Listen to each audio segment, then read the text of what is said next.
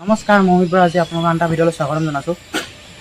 এতিয়া আকৌ এটা নতুন কেছটো বহুত ভাইৰেল আছে, য'ত নেকি ট্ৰেডিং এফেক্স নামৰ এটা কোম্পানীৰ লগত জড়িত আছে ৰঞ্জিত কাকতি বিশাল ফুকনৰ যেতিয়া কেছটো ধৰা পৰিছে তাৰ লগতে তাৰো মানে লিংক আছিলে বুলি মানে ধৰিছিলে, য'ত নেকি ৰঞ্জিত কাকতি নামৰ এটা মানুহে তাৰ লগত 12,000 কোটি টকাৰ আপোনাৰ স্কেম এটা ওলাইছে। মানে এইটো এটা বহুত ডাঙৰ স্কেণ্ডেল হয়, য'ত নেকি তেওঁ হোৱাটছএপৰ জৰিয়তে মানে এটা লিংক পঠাইছিলে। এইটো লিংকটো আছিলে আপোনাৰ ট্ৰেডিং এফেক্স নামৰ এটা কোম্পানী, য'ত নেকি মানুহে একদম মিনিমাম আপোনাৰ 500 ৰুপিছৰ ইনভেষ্টমেণ্ট কৰিব পাৰে আৰু মেক্সিমাম বহুত কৰিব পাৰে। এটা মেক্সিমাম এটা এমাউণ্ট এটা শুনা মতে আপোনাৰ অৰুণাচলৰ কোনো মানুহ এজনে আপোনাৰ 6 কৰৰতকৈ অধিক মানে আপোনাৰ পইচা তাত ইনভেষ্ট কৰিছিলে। এতিয়া এইটো এপটো মানে এনেকুৱা টাইপৰ, এইটো এটা MLM স্কেম টাইপৰ, এইটো মানে মাল্টি লেভেল মাৰ্কেটিং টাইপৰ হয়। মানে য'ত নেকি আপোনাৰ তলত যিমান মানুহ সোমাই যায় কমিশ্যন পায় মানে যোনে ভৰাই দিয়ে তাত। এতিয়া আপোনাৰ কথাটো এনেকুৱা হ'ল, এতিয়া যোনজন আপোনাৰ ৰঞ্জিত কাকতি, তেওঁ আপোনাৰ মানুহ তেওঁৰ আণ্ডাৰত শুনামতে 2.5 লাখতকৈ বেছি মানুহ সোমাইছে, মানে 2.5 লাখতকৈ বেছি কাষ্টমাৰ সোমাইছে। তো তেওঁ এমাহৰ আপোনাৰ প্ৰায় 1.5 কোটি টকা আপোনাৰ কমিশ্যন পাইছিলে, আৰু কোনোবা এদিনতো 10 লাখৰ টকাতকৈ বেছি কমিশ্যন তেওঁ পাইছিলে বোলে। এতিয়া ইয়াত মেইন কথাটো হ'ল তেওঁ আপোনাৰ তাৰ যোনবিলাক এজেণ্ট আছিলে, মানে তেওঁ লিখা যোনবিলাক এজেণ্ট আছিলে তেওঁৰ আণ্ডাৰত, মানে সেই এজেণ্টবিলাকে যেতিয়া বহুত মানুহ ভৰাই তেওঁক সেইবিলাক মানুহক আপোনাৰ VIP কাৰ দিয়া আছিলে। VIP গাড়ী যেনেকৈ অডি, মাৰ্চিডিজ, দামী গাড়ী দিয়া আছিলে। ইয়াত এতিয়া এইটো কথা হ'ল যে এতিয়া লাখ মানুহ আপোনাৰ যেতিয়া এই কেছটো স্কেণ্ডেলটো আগত ওলাইছে, লাখ মানুহ আপোনাৰ ভয়ত আছে, মানে পুৰা পেনিকত আছে যে সিহঁতৰ পইচাখিনি মাৰা যাব নেকি। এতিয়া পইচাখিনি চিষ্টেমটো এনেকুৱা আছিলে, মানে মানুহে যেতিয়া পইচা ইনভেষ্ট কৰিছিলে, সেই ইনভেষ্ট কৰা পইচাটো যদি 18 মাহলৈকে থাকি, মানে তাৰ আগতে ওলাব পাৰে, বাট 18 মাহলৈকে থ'লে মানে সেই পইচাটো আপোনাৰ 3 গুণা হৈছিলে। যদি 1 কোটি টকা থয়, 1 কোটি টকা 3 মাহৰ পিছত আপোনাৰ 18 মাহৰ পিছত আপোনাৰ এইটো 3 গুণ হৈ গৈছিলে।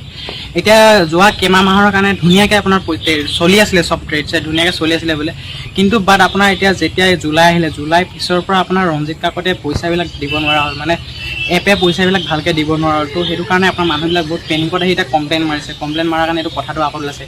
এতিয়া এটা এপে যদি 12,000 কোটি টকা মাৰিছে, এইটো কেনেকুৱা ডাঙৰ এটা স্কেণ্ডেল হ'ব পাৰে। ইয়াত মানুহে কেনেকৈ মানে ইমান চকু বন্ধ কৰি কিনে ইমান ডাঙৰ এমাউণ্ট, মানে আপোনাৰ এটা এপত যোনটো এটা সেবি ৰেজিষ্টাৰ নহয় এটা এপত এনেকৈ ইনভেষ্ট কৰে। মানুহবিলাকে একো মানে ফাইনেন্সিয়েল নলেজ নাই। অসমত আচলতে এতিয়া এইটো বস্তু নতুন হয়, সেইকাৰণে নতুন হয় যে মানুহবিলাকৰ এইবিলাকৰ বিষয়ে ভালকৈ নলেজ নাই, সেইকাৰণে এইবিলাক ফ্ৰড কিছুমান মানে আপোনাৰ সেইটো চান্স লৈ কিনে মানে এইবিলাক কাম কৰি আছে, গম পাইছেনে। তো এতিয়া মেইন কথাটো হ'ল আপোনাৰ এইটো পইচাটো এটা ঘূৰাই পাব জানে, এইটো ঘূৰাই পোৱাটোতো চান্স নাই। কাৰণ ইয়াত আপুনি এইবিলাক আগতে আমি দেখি আছোঁ, এইবিলাক স্কেনত যেতিয়া পইচাটো মাৰা যায়, এইটো পইচাটো ওলাব নাই। কাৰণ সেবিৰ লগত যদি লিংক থকা, মানে সেবিৰ তাত যদি থ্ৰু দি যদি পইচাটো ভৰোৱা হ'লে তেতিয়াহ'লে বেলেগ কথা, এটা দিব পাৰিলে হয়। কিন্তু এইটো কোনো এটা দিব নোৱাৰে, কাৰণ যোনটো কোম্পানী পলাই গুচি যাব, ডুবাই যাব, ক'ত যাব তাৰ মালিকবিলাক, আৰু পইচাবিলাক ঘূৰাই নাপায়। আৰু এইটো মানুহবিলাক এতিয়া কান্দিও লাভ নাই, হাঁহিও লাভ নাই। সেইকাৰণে এইবিলাকত ইনভেষ্ট কৰাৰ আগতে ভাবি চাব লাগে। এতিয়া মেইন কথা হ'ল আপোনাৰ যোনজন ৰঞ্জিত কাকতি, তেওঁক এতিয়া আপোনাৰ ধৰিলে, এতিয়া আৰক্ষীয়ে সোধ-পোছ কৰি আছে, আৰু ক'ৰ পৰা কিমান মানুহ ওলাই এতিয়া ঠিকনা নাই। বাট মেইন কথাটো ইমানেই হ'ল, মানুহে একদম ফাইনেন্সিয়েল নলেজ ল'ব লাগে, তাৰপিছতহে পইচাটো ক'ৰবাত দিব লাগে। এনেই পইচা লোভত পৰি এনে ফকতীয়া মানুহৰ হাতত পইচা দি লাভ নাই, এনেই মাৰ যাব সেইবিলাক।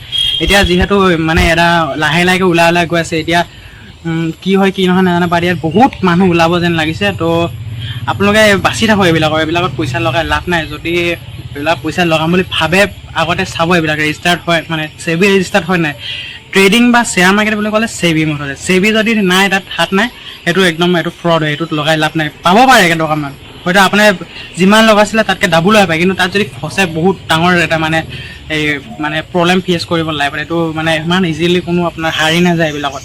তো এতিয়া যিহেতু আপোনাৰ দেখি আছে কি হৈছে, এইপিনে সমীৰ বৰাক বিচাৰি আছে, পোৱা নাই। আপোনাৰ বিশাল ফুকনটো ধৰিলেই, আপোনাৰ স্বপ্ননীল দাস গ'ল।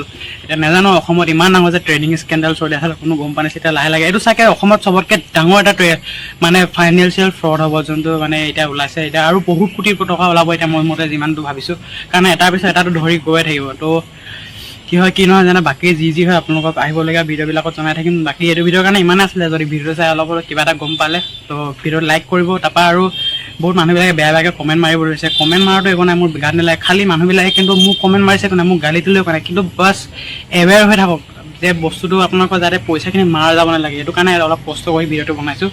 তো চেনেলটো ছাবস্ক্ৰাইব কৰিব, যাতে আহিবলগীয়া ভিডিঅ'বিলাক আপোনালোকে পাই থাকে। তো ইমান আছিলে, ধন্যবাদ।